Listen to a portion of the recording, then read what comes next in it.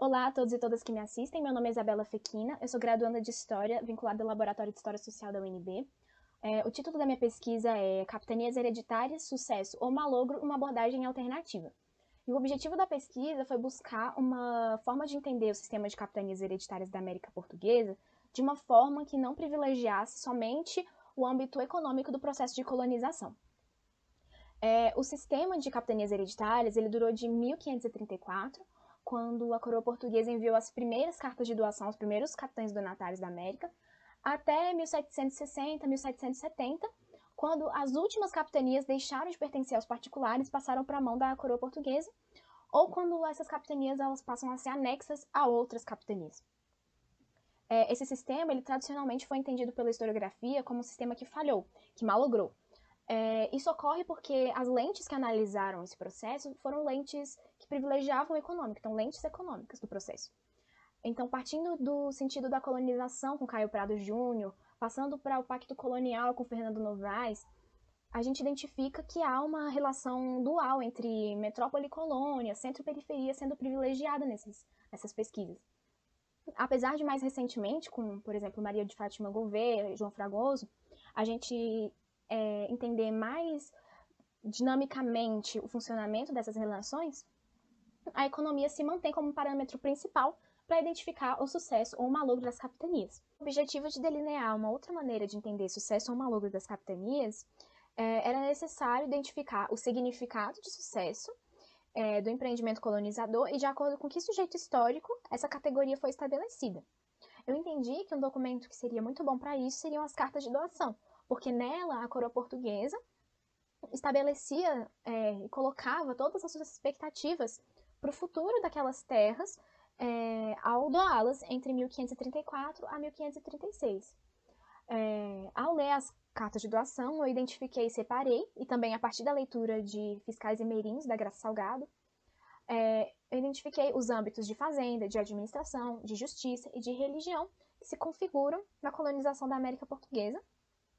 E a partir disso, eu identifiquei as expectativas da coroa para cada um. Então, por exemplo, o capitão deveria fazer vilas ou elevar povoações a vilas. Isso seria uma expectativa que a coroa tinha para o âmbito da administração. E também o capitão deveria estar comprometido a provocar a fé cristã nos naturais da terra, ou seja, nos indígenas. Isso seria uma expectativa para o âmbito da religião. Depois disso, era importante estabelecer uma forma de analisar o cumprimento dessas expectativas ao longo da história de cada uma dessas capitanias, principalmente nos seus anos finais. E uma forma de fazer isso, que eu estabeleci, foi a partir da contagem de palavras-chave dos catálogos. Palavras-chave essas que se relacionassem com as expectativas.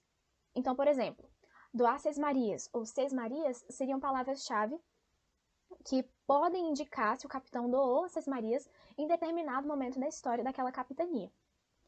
E eu digo podem indicar porque é claro que é necessária uma comparação com outros documentos, uma análise bibliográfica, uma análise das outras palavras que contextualizam aquele documento, para entender se aquela Sesmaria foi doada e se ela pode contar como uma ocorrência mesmo. Isso é válido para todas as outras palavras-chave estabelecidas. Uma tabela simplifica a relação palavra-chave e ocorrência para cada âmbito da colonização e para cada capitania nos seus últimos 10 anos de existência, pertencendo a um particular, claro. No entanto, historicizar essas ocorrências é muito importante, pensando o momento colonial em que elas se colocam. Então, existem alguns limites metodológicos para essa forma de quantificar o sucesso ou o malogro das capitanias.